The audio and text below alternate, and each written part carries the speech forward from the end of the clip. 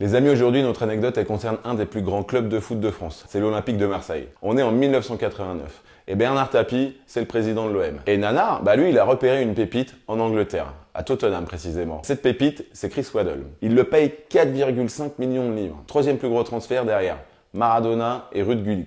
Excusez du peu. Un beau jour de juillet, Chris, il arrive à l'aéroport de Marseille. Il descend de l'avion, il voit personne, c'est vide.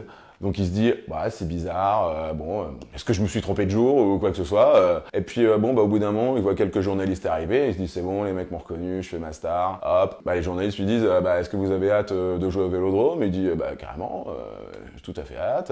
Et là vient la question qui est un peu plus bizarre, c'est, quelle chanson vous allez chanter?